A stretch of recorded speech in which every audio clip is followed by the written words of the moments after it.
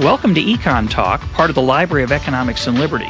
I'm your host, Russ Roberts of George Mason University and Stanford University's Hoover Institution. Our website is econtalk.org, where you can subscribe, find other episodes, comment on this podcast, and find links and other information related to today's conversation. Our email address is mail@econtalk.org. We'd love to hear from you. It is March 5th, 2009, and my guest today is Nassim Nicolas Taleb, author of Fooled by Randomness and The Black Swan, and one of the few thoughtful people alive today who can say, I told you so. Nassim, welcome back to Econ Talk. Oh, thank you very much. 2 years later, a lot of things happened since. Yeah. Now, you have long been a critic of attempts to master risk and the uncertainty of life with mathematical tools. Tell me what you said before this happened and how it has turned out. Where were you right and were you wrong anywhere? No, my point was that it's not so much a critique of mathematics as much as it is a critique of methods to estimate rare events. We don't know much about rare events by definition because they're rare. Okay, when someone tells you this event should have happened once every 10,000 years, and if the gentleman is not 10,000 years old, you know that he's getting that probability from outside his own personal experience, and the smaller the probability, the more you have to rely on some a priori specification or on a model, on some representation of the world.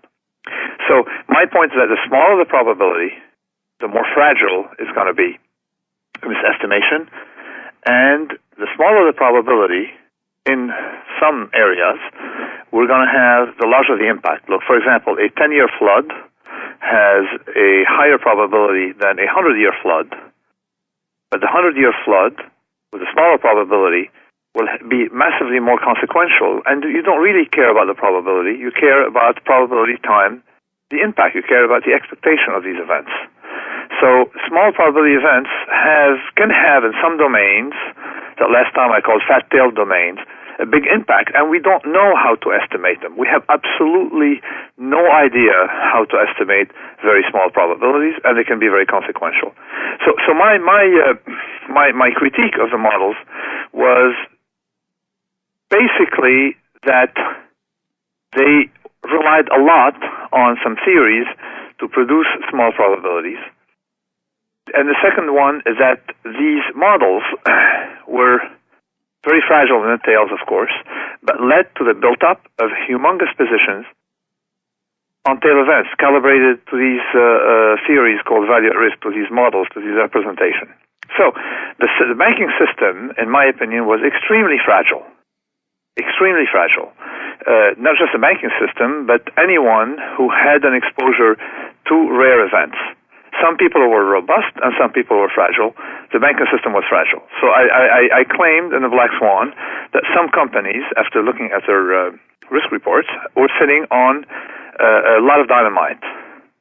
And effectively, it ended up exploding a little later than I thought it would, but it exploded nevertheless.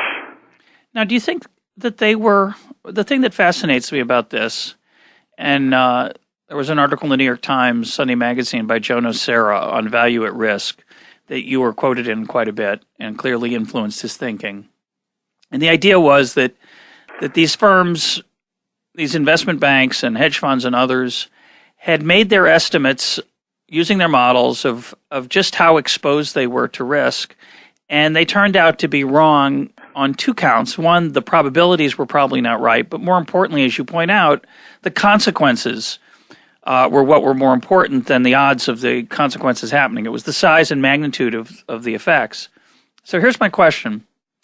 If you were the head of Bear Stearns or Lehman Brothers, do you think that they were aware of how much they were gambling, or do you think they didn't care how much they were gambling? There's a combination. There's actually three things. Number one, if they were fooling themselves. There's some psychological dimension. So people tend to fool themselves into believing a certain story because it fits them. That's the first one. The second one is that they had an interest. Everybody on Wall Street had an interest in building huge risks in a tail for the following reason. If you blow up every 10 years, you're going to make 9 bonuses, and the 10th year, someone will pay the cost, not you, okay? In this case, we have something quite vicious because we taxpayers are paying retrospectively for the bonuses of the first 9 years, okay? So there is a certain incentive to not have insurance against rare events, or even to build exposure against rare events, knowing that you have a high probability of making money any given year, but even if you have massively negative expected return, which turned out to be, look at the expected return from banks. Literally, banks are, as we're speaking, literally insolvent. They've lost more than their capital base, and I mean, Citibank at $1 a share now is not, tells you it's just at the option value. It has nothing. So they lost everything. But the managers of these institutions have kept their bonuses. So there is an incentive. Well, not all of them. Some of them were wiped out, right? Some of them have been dragged. Their reputations have been dragged in the mud. Yeah, because it went a little further than a normal blow-up cycle. And what about the ones who didn't do it? What can we say about them? They had lower returns year after year than their riskier counterparts, and now they should be doing extremely well. And instead, of course, they're not able to buy up some of the firms that have made the mistakes because the government's propping them up. Yeah, that was my problem with too big to fail. Is that if we did not save the banks in 1982, the banks made the same mistake in 1982 and 1991. See, if we did not save the banks, then we wouldn't have or also in 1998 with LTCM. If we didn't save them, we would not have let something very fragile grow to be so large. See, Mother Nature likes to break things early, and capitalism is about failing early, not have some government prop you up. So when you fail big, and you drag a lot more taxpayers with you down. So you think the moral hazard problem is very real? I think it started very early in 1982, when banks had the same, very similar. They started, with international lending, and nobody was penalized. You need punishment in capitalism, not bailouts. Yep. You need incentives. In life, we need both incentives and punishment. If you have incentive without punishment, someone has a free option. Yep. So, but to go back to the story of the risk methods used, I think that maybe bankers were foolish enough to not believe in them. Okay, to believe in them, but you had literally on the part of scientists some, I believe, breaches of ethics. I mean, selling value at risk was, to me, a breach of scientific ethic, because if you test it, you see it doesn't work. Talk a little bit about what value at risk is and how it was used by these firms for the people who don't understand, who've never heard it before. Okay, without getting into the details, value at risk gave you there's different methods. There's value at risk, there's expected shortfall, but the value at risk told you, like, with 99% probability you won't lose more than $2 million. The problem it had was that should you lose more than $1 million, the expected loss can be $50 million. You see, and so who cares about just the probability of loss? You also care about how much you can lose if you lose.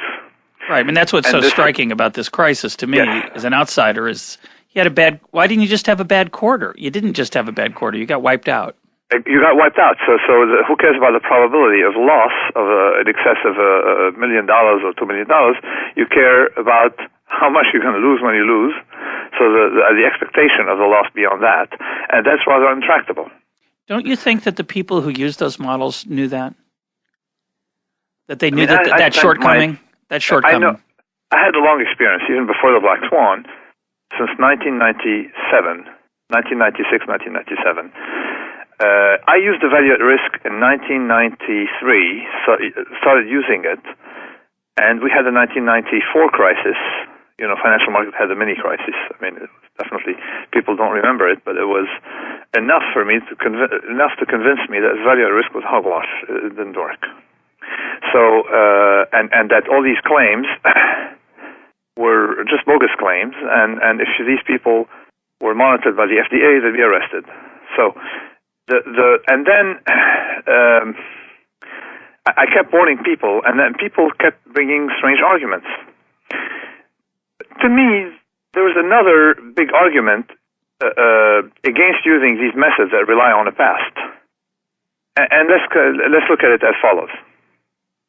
If you're looking at large deviations in the past, all right, and you're in 1987, October, right before the 87 crash, the worst deviation would have had in history is close to 10%, a little more than 10%, negative 10%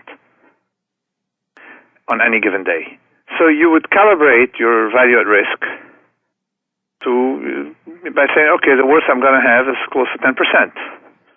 And sure enough, we had an event of 23% down right after. So and then now what people have been doing is calibrate to that negative 23% in a given day. Yep. So not realizing that large deviations don't have predecessors, okay, the next large deviation is not going to have the predecessor. Going to be different. Yeah. It's going to be different, and it's going to be worse because there's a bias, certain bias. It's too technical to discuss here. There's certain bias, I call it the silent evidence, is that random variables tend to show the rosier paths of the scenarios, conditional on existing, okay? Mm-hmm. Something linked to survivorship bias. Yeah. Now, the fact is that Greenspan, when he went to apologize for letting the banks take so much risk, he said, well, we never saw these events before. But large deviations never have predecessors. Yeah. The First Great War did not have a predecessor. Yep. You see, the Cold War did not have a predecessor. So you have to take into account the fact that large deviations in history can happen without a predecessor, and it's very easy to be robust against these. It's extremely easy to be robust. Very easy. What do you mean by that? To be robust, in other words, you can have two portfolios. You can have one gentleman with a portfolio exposed to rare events, and his brother exposed to the same random variables, but without so much toxic payoff should a rare event happen. How? Insurance, okay, now conditional on insurance company existing, or you can construct your portfolio in a different way. For example, I said that the linear combination of no risk, if you can find such a thing, for, say, 80% of your portfolio, and high risk for 20% of your portfolio, is a lot more robust to rare events than an equivalent portfolio on medium risk instruments that would be 100% allocated in medium risk instruments. Right. You'd have the same, perceived or variability in both portfolios, but one of them can disappear and the other one will not disappear. Now, the one of them is robust, the other is not robust. Robustness is something extremely easy to build, extremely easy to look at. You just have to abandon these metrics. But people did not want to abandon these metrics. I don't understand. Psychologically, the right metaphor, perhaps, it's not mine, but I find it very poignant, is the idea of standing on the shore as the Titanic heads off to sea. I mean, it's safe. Come on, get on the boat. That's where the party is. That's where the champagne is flowing. It's very difficult to say, I'm going to have lower returns than you year in, year out, but then there's going to be 1 year where I'm going to trounce you. And that's that's exactly it. There's another thing that people criticized me when I said I'd rather have 80% of my portfolio in cash. People thought that cash was not an investment. And as we can see from this crisis, what are the securities that performed the best? It's cash. Yeah, cash is doing pretty well these days. Yeah, look at it. I mean, with cash, you can buy 10 times the number of wine futures you did last June. You see. Let's come back to your point about not having a predecessor, because I think it's such a fascinating and deep truth. I think about it a lot because people are saying we're going to have another depression, but of course, possibly. But of course, if we do, if the economy takes a very bad tumble, it will not be like the 1929 to 1946 depression. It's going to be different.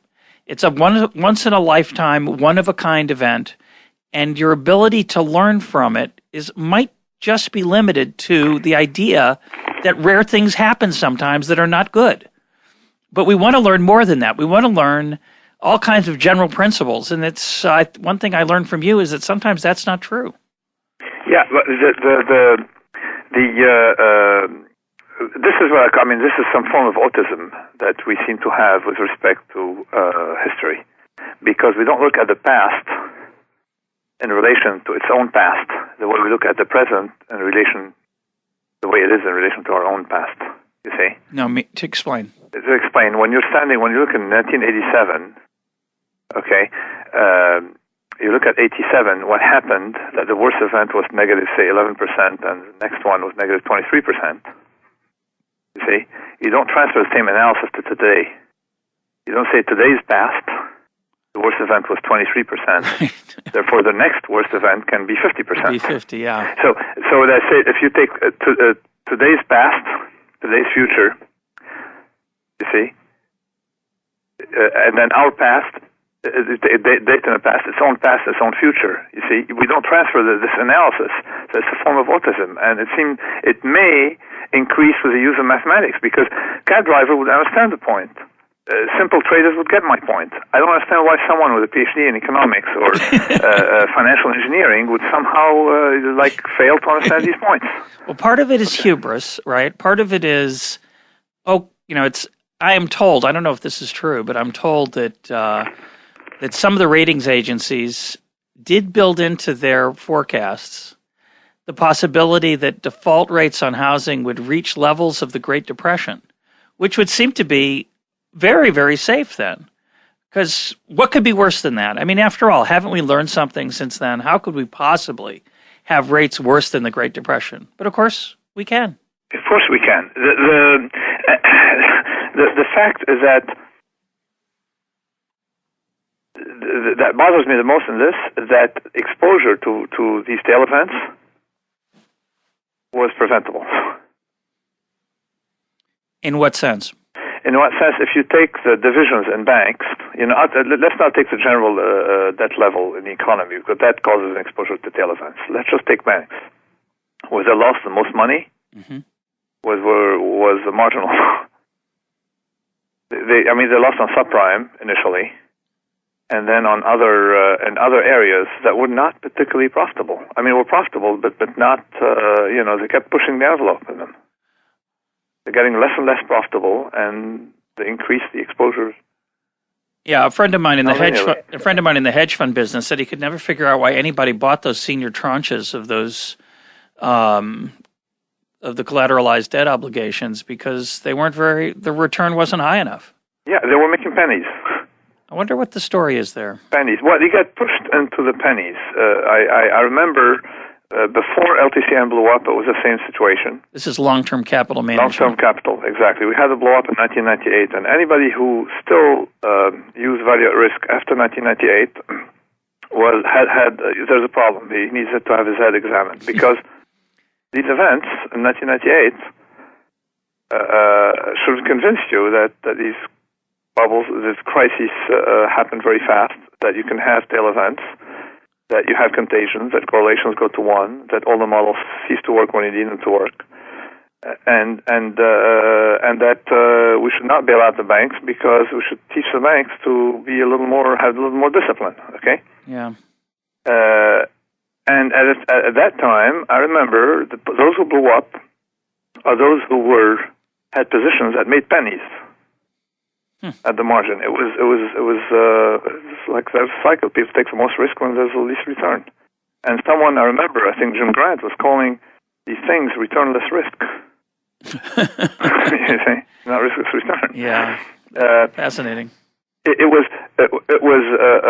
a very interesting episode in history, and surprisingly, we kept building risk in the economy after that, particularly starting in 2001, 2002 with Greenspan's Novocaine. And the most disappointing thing was Ben Bernanke calling the era after 2001 of low volatility, calling it the Great Moderation, and providing, of course, analysis of why we had a great moderation. He didn't realize that what we call the tails were getting fatter. In other words, volatility was compressed, but the contribution to the risk coming from jumps was increasing. Yeah, I mean, I think he was referring to the longer period of 1982, say, to 2007, but still, it encompassed that period that had low volatility. Of course, he's a central banker. He's a central banker. He didn't realize the system was getting more complex, and the complexity started rising in 1995, and the risk of cascades increases with the internet. Why do you think complexity was rising after 1995, or why do you say that? The internet, fads. Look at the book like Harry Potter. Okay, if you take let's say that an environment that doesn't have complexity is an environment that doesn't produce large-scale events. Okay, it's not a definition of complexity, but it's okay. The more tail events, the more complexity. All right. So in 1990, before the internet, you couldn't spread cultural ideas very fast. After that, we started having like the Harry Potter effect. We started having the whole planet reading the same books, listening to the same music, and we started having planetary-wide fads. And as you point out, I think it's in the Black Swan. Maybe it's fooled by randomness.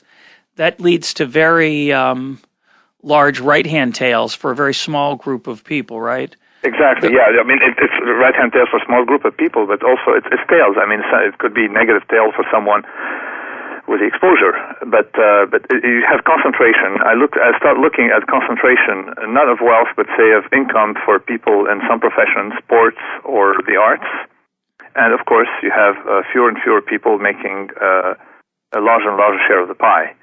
And that's came with that complexity, okay? Talk about that again, because I love the example you give in one of your books about the local opera singer who performs at weddings. Yeah, if you have, say you have no globalization and absolutely no way to store your voice and no internet and no CDs, an opera singer in southern Italy, a very mediocre opera singer, will have his audience because people aren't going to go to Milan every time they want to listen to an opera music. They can't even listen to music without someone singing in front of them, you see? So he will have a business. He will have a good business. Now we have a gramophone and, of course, later on, the internet. So why should anybody listen? Yeah, you get perfect reproduction. Technology lets you hear anybody you want with perfect quality. Exactly. So why should you listen to that poor guy? And he's lucky he's going to get bookings for birthday parties, and the whole planet will have a handful of opera singers making the bulk of the income, making a huge amount of money.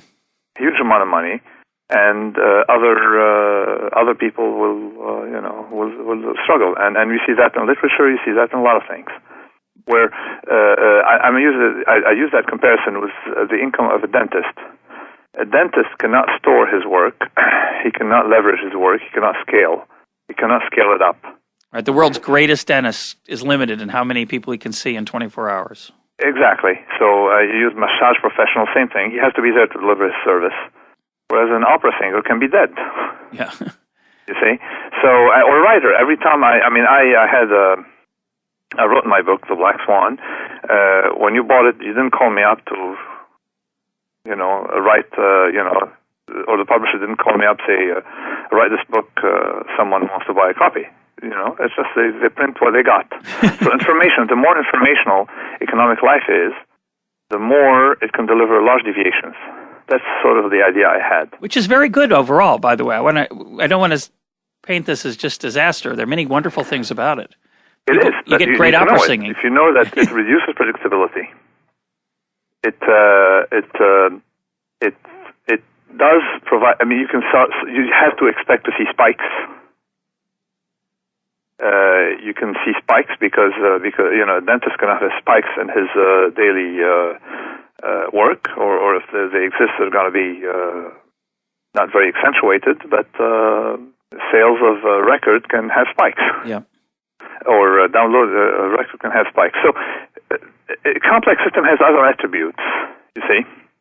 But given the existence of spikes, you need to be protected from these spikes if you have an exposure. So you can get very rich if you're on the right side, but you can blow up very easily if you're on the wrong side of these spikes. Especially if you're leveraged. Now leverage. So this is why I thought that, this is after the black swan, I started looking at leverage. And I realized that complexity cannot tolerate leverage anymore because there's no room for error. And not only that, but we had since 1980 a considerable increase in leverage in the U.S. and in Europe, about 3 times tripling of leverage. The ratio of leverage to GDP. If the numbers are right, this is this is shocking. So you have a high exposure now to errors in industries everywhere. People in their personal life, banks have high exposure to errors, coupled with a rise in complexity means the world can deliver large deviations. Very quickly. Very quickly. And we see that in commodity prices as well. You see, the same, a similar argument. You can use a similar argument to show why you can have a rise in oil prices or a rise in wheat prices. So such a sharp rise in response to a very small imbalance in demand, followed by such a rapid collapse. We're now in March, in early March. Not long ago, we were talking about inflation. Yeah. No, and now people are talking about deflation. So we're going to come back to inflation, I think. But, the speculative issue in commodity prices, I don't think we fully understand it. I wonder how much of it comes from the same mistakes of Mr. Greenspan and Easy Credit, and I'm not sure. But I think there's also something else, that people talk about globalization, not realizing that globalization has side effects. And let me, I'm trying to find a good argument for it that I should publish, next 3 or 4 months. A mathematical argument, why globalization produces fat tails. But the casual explanation is as follows. In a competition, you remember I was talking about 2 banks, one making $2 a share, one making $1 a share, no? One robust, one non-robust, two tail events. So with the globalization, everybody is going to be pushed to do, say, the outsourcing in Bangalore or some similar place. So you're going to have a concentration of U.S. and German and French firms outsourcing to Bangalore. So it's going to have much cheaper costs. Yep. Okay. And the probability of having a problem in Bangalore is low, you see. So odds are they're not going to have any disruption.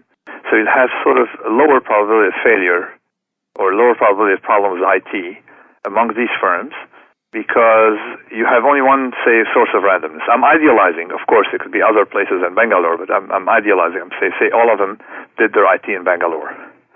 Now, suppose there's a problem in Bangalore. A political problem, say. Any problem in Bangalore. Political problem, that there's a storm, flood, something, whatever, okay? That disrupts communication with Bangalore. What happens to all these firms? See? So we, in a way, are not as diversified as we were before. Correct. So you have exposure. So this is why you have I use the same example with a story of a French bank called Société Générale that lost a lot of money on a rogue trader. And I said that the problem is that if you had 10 banks with 10 small banks with 10 rogue traders, each one of them having 5 billion hidden position, you wouldn't have a problem because if they catch you with 5 billion of hidden position, that's rather easy to liquidate. Now we have one bank with a probability of having a rogue trader, so you have a tenth of a probability of having a rare event, say a rogue trader. That should it happen, his position would be 10 times the size because the bank was one bank 10 times the size of the other banks. Okay. Okay. Now, the assume that you have nonlinearities in execution costs. Liquidating $50 billion is vastly more costly than 10 times liquidating $5 billion. I believe that. In other words, that the fact that you have concentration among banks, that's it's a drive for efficiency. That lumping makes you more vulnerable to rare events, more vulnerable to errors. Well, and the costs of when the errors occur are much larger, too. Exactly, because one large error is a lot worse than 10 smaller errors. So where does spread over time? So where do we go from here? These are all important lessons, and we're not going to learn them because the government's not going to let people pay those prices. My problem with the government is that I prefer nationalization of whatever you need to nationalize to bailout, because in my idea is that the government doesn't understand that you don't give heroin to a heroin addict because he has withdrawal symptoms. You should stop the problem early, not late. So by propping up institutions that are very weak, you're making the problem worse for the next time around. For sure. So I don't know. I don't know what the government should be doing now, but in my idea is that whatever is fragile should break as early as you can. But that is not the political incentives. It's not the political incentive. The second point is about governments, that people ask for more regulation. And I say, okay, I don't like regulation for the following reason. Value at risk was implemented because the regulators wanted it. So they made a mistake. I mean, the regulators bought the banking system. Do we not need more regulations? People are going to go around it. I'd rather have something government-owned than regulated. Smaller piece of it government-owned and the rest unregulated. Whatever we may have to bail out one day, I'd rather own rather than be forced to bail out someday. Yeah, the problem is, I'd be for that up to a point. I mean, in theory, I prefer nothing owned by the government, but if you're right, if we had a choice between bailout and ownership's probably better. The problem is they can't keep their promise to not bail out the other part. Yeah, that's the problem. It is because when you're dealing with governments, you have all these diseases of dealing with governments. You're dealing with civil servants and you're dealing with politicians, and both have very different incentives from you and I. Yeah. And of course, they like regulation because the regulators gain some powers. They like regulation, and I'm very surprised that in all this argument in Washington, nobody spoke about the role of regulation in bringing this crisis. This crisis was caused by regulators. With the rating agencies, regulators helped rating agencies spread their ratings. Ironically, it seems to me, we put a lot of pressure on banks to hold their assets in the form of AAA, which of course increases the return to producing AAA assets.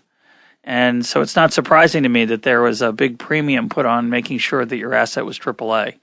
That is definitely part of it. I don't know if that's enough. Yeah, no, that's part of it. But there's other things like I think pension funds could not hold segments of the portfolios in some categories. What else? What other role do you think regulation played in creating the problem? What are your thoughts on Fannie Mae? I'm looking at it. The one I'm most familiar with is value at risk. Mm-hmm. I was familiar with the rating problem to a lesser degree, but the value at risk is to me, is like crime against every form of scientific knowledge we have, and regulators like value at risk because it's a number. It's a number. Yeah, it makes everybody's job easy. So, what do you think is going to happen? Do you think we're going to continue to live in this fantasy of we can create a riskless world? I think that eventually what's happening, that we're discovering that You can get. I mean, no government is big enough to save large banks. We're discovering it now. You see, so it's a hard way. So I think the system is going to break whatever is fragile, no matter how big it is, and no government can save it. We're seeing this problem now with AIG. Yeah, AIG. And globalization is creating a more vicious problem, which is that nobody knows which government should get involved in what. Yeah. You think that the failure of Swiss bank should not be a concern to the U.S. taxpayer? Yeah. And these UBS has more assets over here than it does over there. I think Gordon Brown was here yesterday in Washington, and I think he talked about stabilizing all the banks. Just a great idea. Let's have every insolvent bank propped up. What a brilliant strategy. Well, it looks like, the nation state, as you can see, the globalization has another side effect from the one I mentioned earlier, which is that the nation state ceases to exist. People have no control. Governments have no control over the things they can control. They're all acting the same way. They still have control over my pocketbook, though, and that's the main... And that's, in a way, they don't have control over what they think they would like to have control over. It's a really interesting issue, because that is what they still maintain, through the physicality of where I live and earn my money. The tax system remains the bread and butter of the nation state. That is unfortunately true. So what does the future hold for Nassim Taleb, a prophet who has seen to be right, but he remains somewhat unheeded as the future unrolls? So what do you see your where's your highest value, my friend? No, I think I'm in a way I was involved financially in this crisis, so I said, okay, they're not going to listen to me, so I went back to trading after finishing the Black Swan.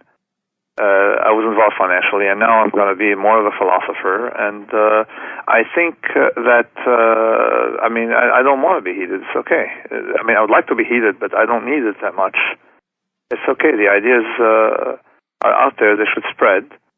I think that with a couple of million books, a couple of million copies, a small minority will understand the points and spread them. And my contribution to society is going to take place in the form of people being conscious of the need to be robust to these large deviations. And now I'm moving on to my other projects. And so tell us a little bit about those. It's always linked to probability, but to me, we don't make decisions based on true-false. True-false... heads, tails.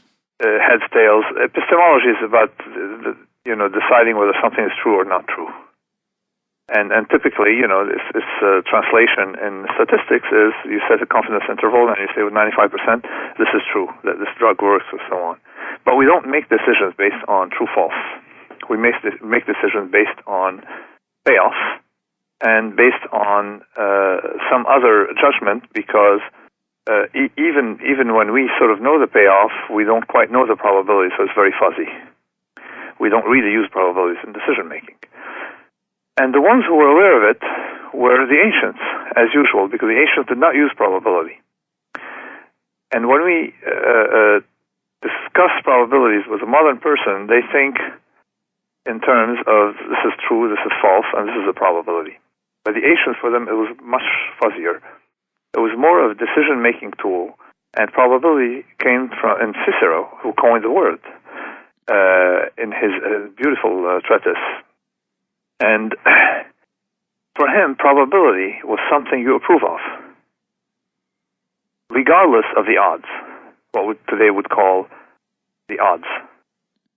So, for example, would you drink water, from a glass left on the table by a stranger? No, you would not.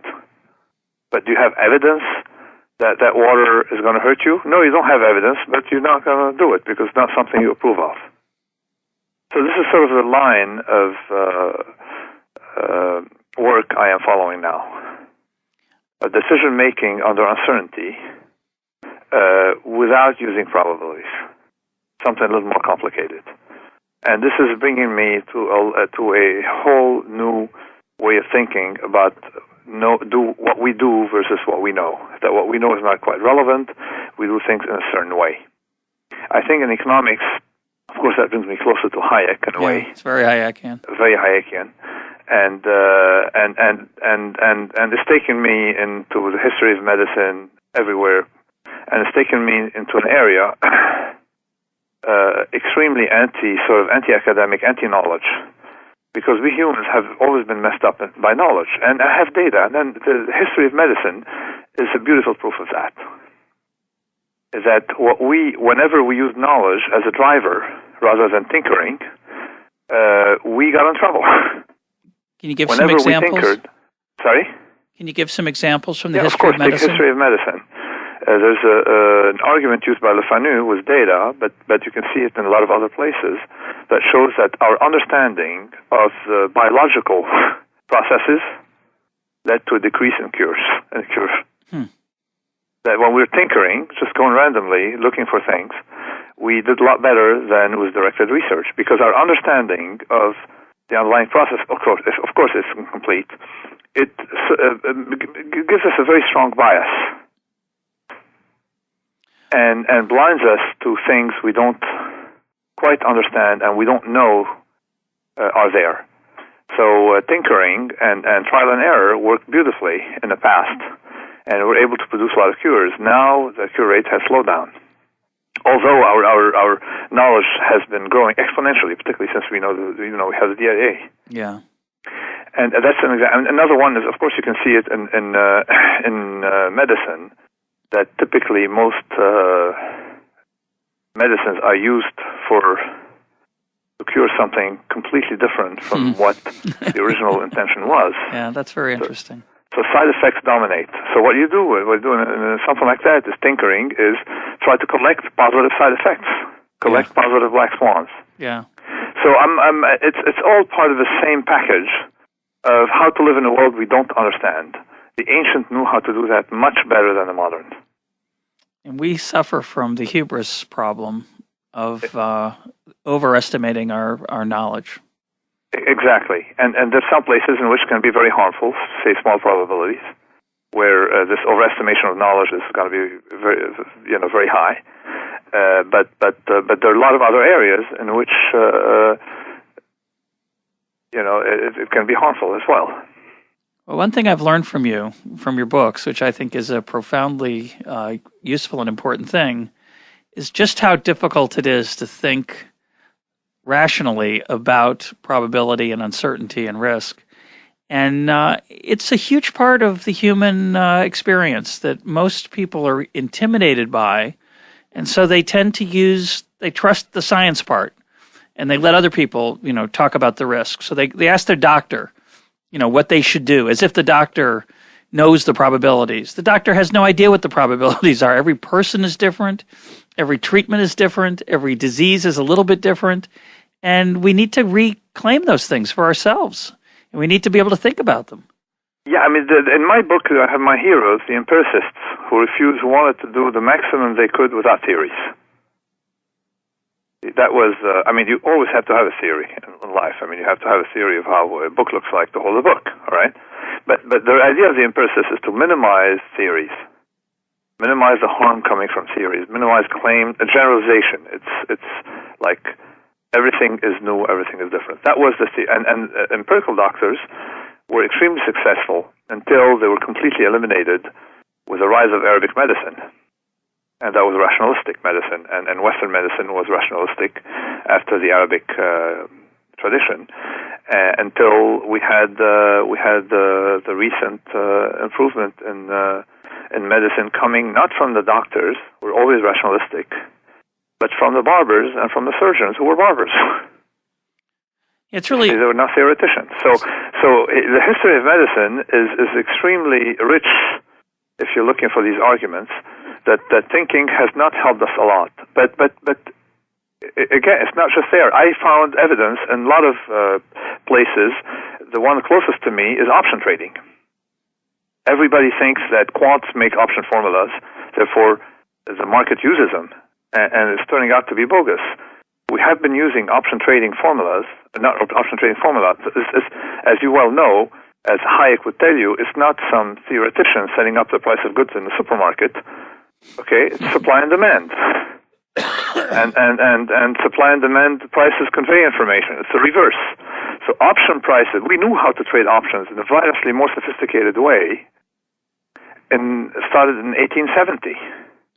And my friend Espen Hogg and I have been looking at how people priced options in the past. We did a lot better before they had the Black-Scholes formula.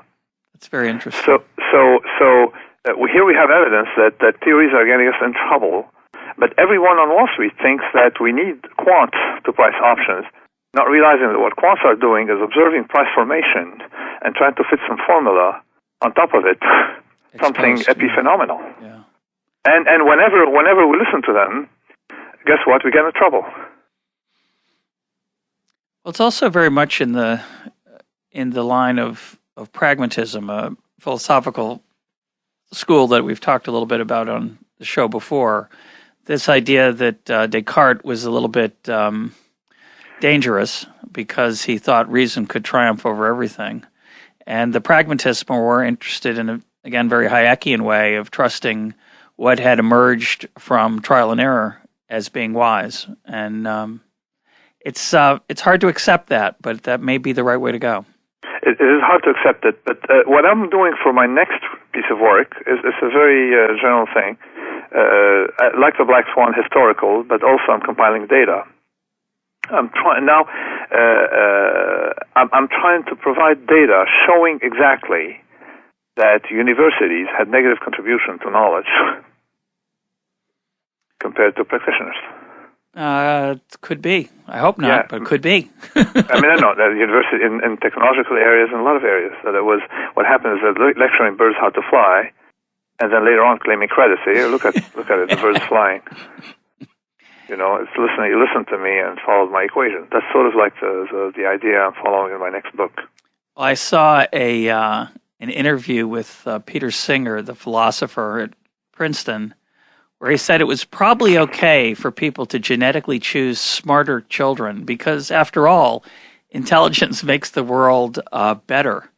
And I thought to myself, not so sure. It depends on what kind, where they are, and what they're doing with it, I suppose. Yeah, definitely. Plus his definition of intelligence. I don't know how people define intelligence. If succeeding, what people call IQ, I'm more and more convinced that IQ notion of IQ is, number one, local. It applies to one individual, and two, it applies, exam taking. A very important skill between the ages of maybe 16 and 23. We have a little bit of time left. You want to close and say something about religion and probability? Most people think that religion is about belief. And again, using the same line of argument, take Never's episteme, I just realized that religion was about practice. You cannot trust humans with knowledge. You got to tell them what to do, and religion helps a lot. And I learned that, you see, I'm Greek Orthodox, but Arabic speaking, from a Near Eastern Levantine tradition. So I wondered, at some point it hit me that the way Arabs say "I don't know" is not "I don't know." You know how they say "I don't know"? No. God knows. Uh-huh. So it allows you to say "I don't know." Right. And just that reason, makes religion very potent in taming our hubris. Mm-hmm. By saying that God knows. You don't say "I don't know," you say "God knows." You're transferring it away from your own person to some other. So in other words, you're constantly, you can allow yourself to be humble because you're not humble to another man, you're humble to God, to another entity. Your religion. So that's one function of religion, okay? But there are other functions of religion. I got this from the history of medicine. There are numerous, maybe about hundreds of accounts of people, say, giving their fortune to the temple of Apollo by telling Apollo, listen, you saved me when my doctors failed me. All right? And I realized that this argument, but given that doctors, up until very recently, killed more people than they saved, that you really had negative contribution, particularly when they bled you. You know that. Sure. And again, even when they knew that bleeding did not necessarily help, they kept doing it because that was the thing to do. Or when they delivered your baby after coming from the morgue.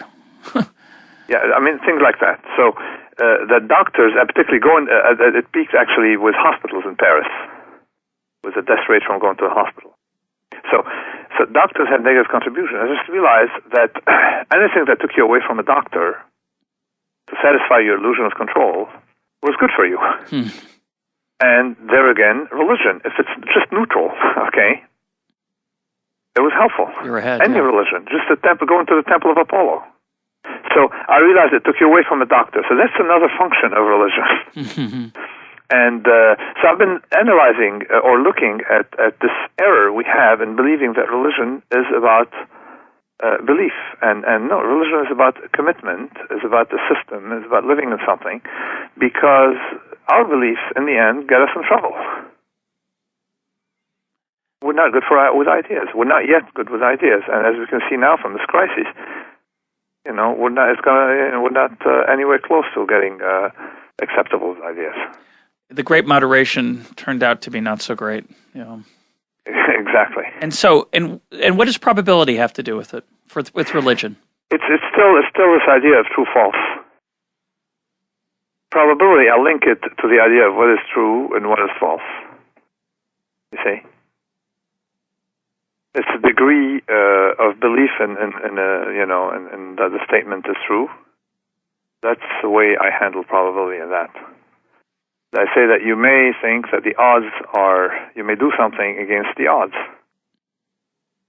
Because the consequences are sufficiently large. Because the consequences are large, and because, or some, even without analyzing it. So there are two things. Number one, probability is very opaque. We don't observe it. It's not an object. And two, even if it were something tangible, we wouldn't use it. It would be completely swamped by the consequences. I mean, that's sort of like the idea of Pascal's wager that keeps coming back. Describe. Taking the concept beyond, generalizing it to about everything in decision-making. So Pascal's wager is, since God might exist, may as well be a religious person. Exactly, because the payoff from being religious is much higher than the negative payoff from being religious. If God exists, is much higher than negative payoff if God doesn't exist. So you have nothing to lose. It's sort of like a free option. That's the idea in Pascal's wager.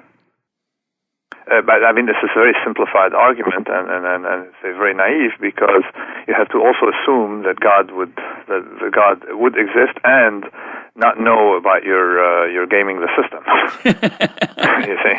Well, he might be just happy to see in some religions, actions are more important than beliefs. So you're okay there. You can be a hypocrite in some religions and still get lots of credit because you do the actions, even if you don't believe them. Yeah, I mean, it's a notion of hypocrite. In the Greek Orthodox religion, if you ask a monk what is being Orthodox, tells you fasting and celebrating Easter and doing this and doing that. So that's the definition of religion.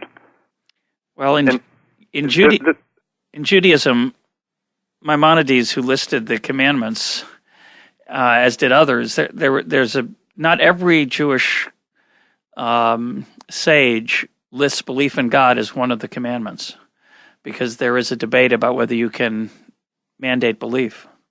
And for some, it's just enough to do the commandments. Whether you believe them or not is not so important. That's right. I mean, I've been trying to read the ancient texts, and I realized that the name for religion in Arabic, deen, is a name for law in Hebrew. Yes. That's correct. So, I mean, to be religious, and it would mean, in Semitic languages, to be a law-abiding citizen. Yeah. That's it. Keep the rules. Yeah, keep the rules. That's it. So this is my idea of religion. But I think it's harder to keep the rules if you don't have the faith. So it is yeah, faith connected. Maybe something comes after. But, in a lot of periods of history, some people said that we just need the faith because people cannot be motivated otherwise. Yeah. Well, we're doing. But then again, it comes back to I am less and less. I'm losing patience with people who are skeptic about religion. You see, and at the same time, who are not skeptical about economics or value at risk. You see. Well, if you worship man, if you don't believe in God and you worship man instead, you're more likely to think that we can solve our own problems, right? That's not a coincidence, I don't think. It is not. And everything since our last conversation, this is bringing me back more and more into it's making I read Hayek, after 15 years, and I just realized this man had a lot of instinct. Yeah, he's a smart guy. He is. It's probably his contributions will someday be part of the philosophical thinking. Well, I'm thrilled that people still heard of him. We're getting there. We're getting there. Well, my guest today has been Nassim Nicolas Taleb. Nassim, thanks again for being part of Econ Talk. Oh, thank you very much. Thanks a lot.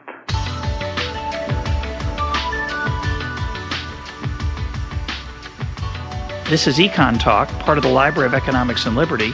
For more Econ Talk, go to econtalk.org, where you can also comment on today's podcast and find links and readings related to today's conversation.